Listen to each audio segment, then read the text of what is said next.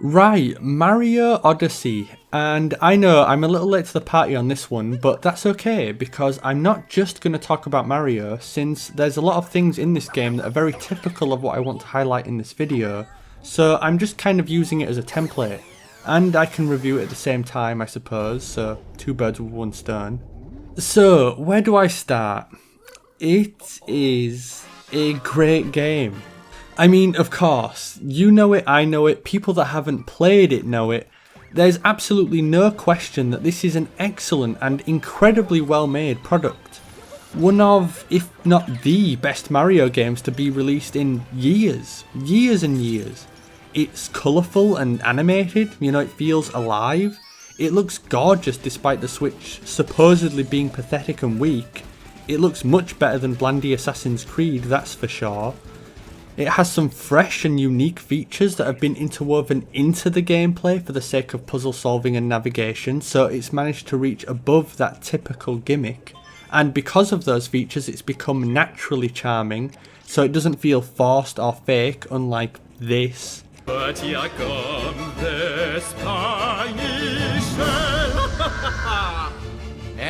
And not to mention that Nintendo have finally returned to the long overdue Mario 64-esque open type gameplay, which gives it a warm, fuzzy, nostalgic feeling.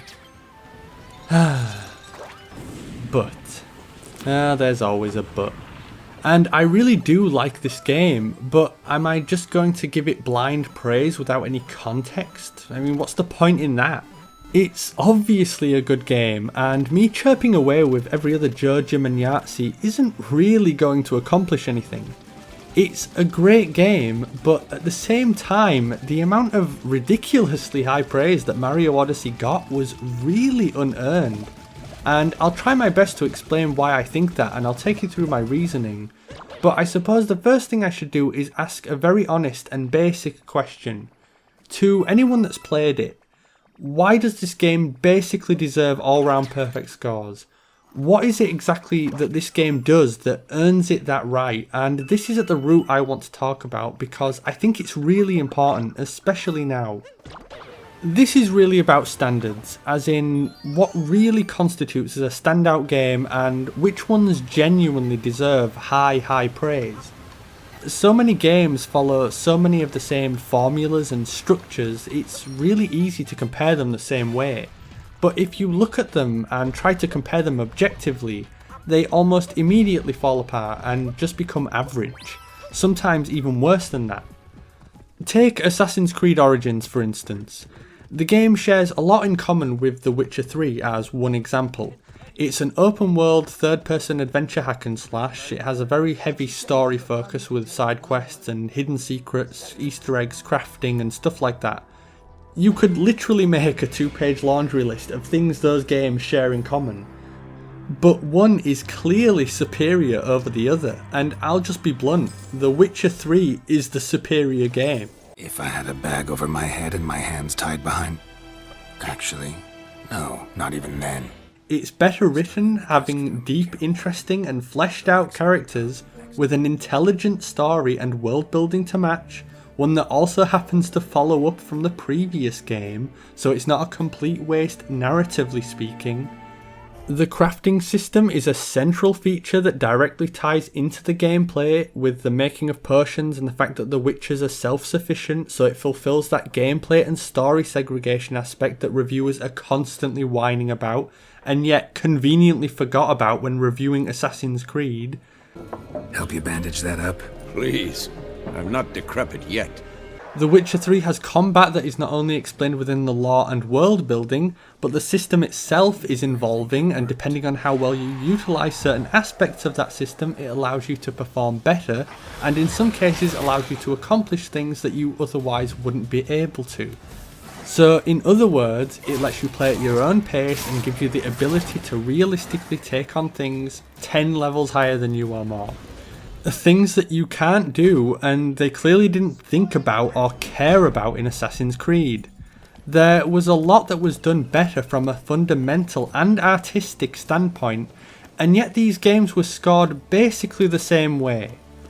And the same is true, sort of, for Mario Odyssey. Oh, come on! You just have to try and compare it objectively to its closest rival, or in this case a game it's trying to emulate or draw inspiration from. So in this case, Mario 64. So with that in mind, what has this game done that hasn't been done before in previous Mario games aside from the obvious possession feature?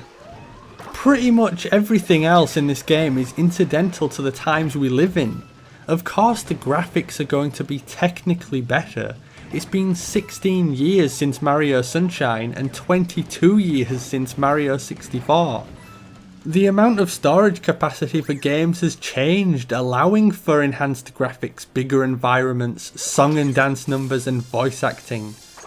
I mean, every game has a song and dance number now, apparently.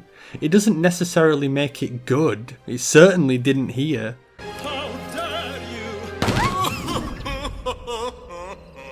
Although it was a great scene in Odyssey, at its core, it's still just a cutscene.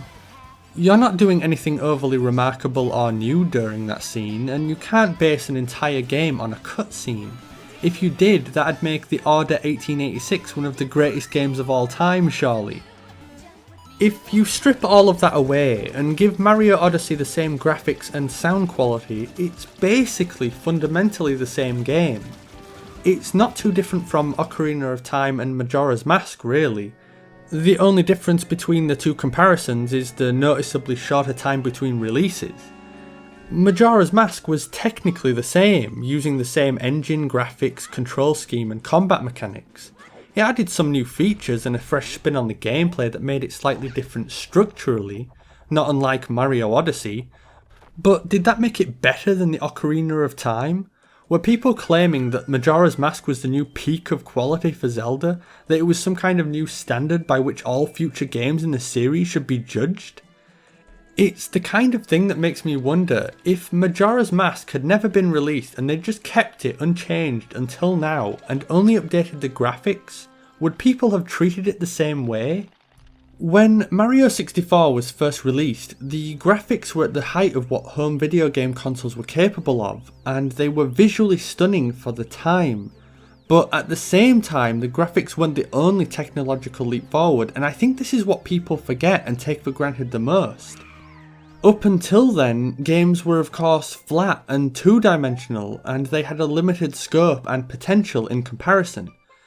So when games like the Ocarina of Time and Mario 64 came out, they completely destroyed all of those preconceived notions and gave people something that was truly new and exciting. They opened the door to more possibilities, true innovation that made way for future improvements in the games to come. They were much more than just graphical updates, and probably way ahead of their time. And I'm going to go out on a limb here, and I think it's fair to say that Mario Odyssey doesn't really do anything quite that grand or important in terms of revolutionary gameplay or innovation. And even its possession mechanic and the way it's used in the game isn't a new idea. I actually remember playing a horrendously broken but interesting game for the PC by Interplay called Messiah when I was a kid. Yeah, that's right. Eat your heart out, hipster journos. The entire premise of that game was built around basically the exact same mechanics found in Odyssey. You're running around as a midget in a hostile environment wherein everything wants to kill you, possessing them in order to solve puzzles and make your way through the game. It's been done extremely well, to be sure, but it's still nothing new. So when you really look at the game, what has it done to evolve the franchise, specifically to make it worthy of its high praise, or to make people blind to the fact that this has all been done before, albeit with low-res polygons? I think it's telling that when a game like this comes out, and by that I mean good or competent, it's immediately labelled a masterpiece, 10 out of 10, perfect, best Mario game of all time, or whatever other hyperbolic phrase the games media can come up with.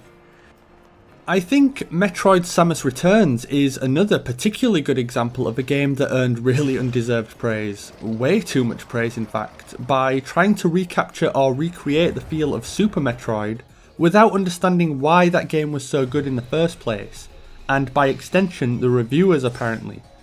I understand that it's been a while since there's been a traditional 2D Metroid game, but objectively, if you compare it to the past games, it just doesn't hold up. The graphics and animation in particular are inferior and tonally inconsistent with the type of atmosphere they're trying to create. It's too bright in places and there's a washed out muddy look to everything. Nothing stands out visually because of the lack of dynamic colour and lighting, and because of this, the environments suffer and look boring. It's much more linear and restrictive from an exploration standpoint and has very strange design choices that undermine some aspects of the gameplay, making them pointless. The map is one example. If you're going to give me an arbitrary power to fill in the map whenever I want, then don't even bother giving me a map to fill in, just give me the map. And one of the worst and most noticeable choices, for me at least, is the music. Now, the score isn't that memorable overall, but the main theme has been remixed to make it sound more heroic and adventurous, which again is tonally and bafflingly inconsistent from the dead bodies and apparent bleak surroundings they were going for. That is so jarring and such a trope in modern gaming that it's just getting ridiculous at this point.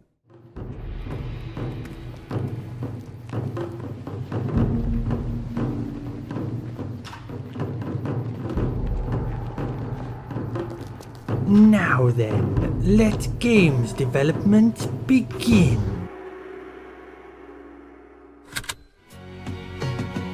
There's got to be a morning after.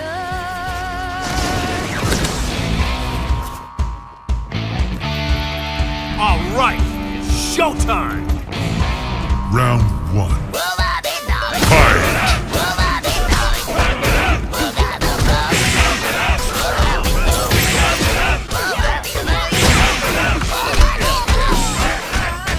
Now we could make games like that too, if we felt like it.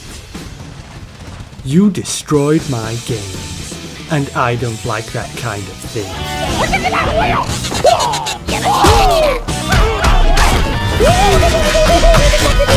Oh, goodness. But yeah, 9 out of 10, 10 out of 10. Give me a break. Now, compare it to Super Metroid, it's direct inspiration and the scores just fall apart. Here we've got dynamic hand-drawn lighting and shadow. It being hand-drawn gives the creators more control over how they want it to look, and they clearly wanted to emphasise the atmosphere as being intense and foreboding. As does the music, or lack of music in the opening when you first land on the planet. It's quiet, too quiet. And no, they didn't forget that's on purpose, this builds suspense. Especially after the excellent opening cinematic and build up on the research station that immediately sets the tone and gives you a clear understanding of the stakes involved and why you should care. It starts off slow, quickly ramps up and then back down. It's a roller coaster ride that keeps you invested in the gameplay. Then you make your way slowly down the planet's core into a facility, nothing to fight, it's just letting the suspense build. Until finally you achieve your first power-up subtly through the world design explaining how the gameplay and mechanics work, as well as what you should be looking out for in order to progress further in the game. And then, just as you're getting settled, the amazing music kicks in and the game starts. It's a perfect opening and it's this level of design that makes it a classic. Samus Returns doesn't accomplish any of that, and it won't be remembered as a classic, but again, it was scored on the same level as Super Metroid.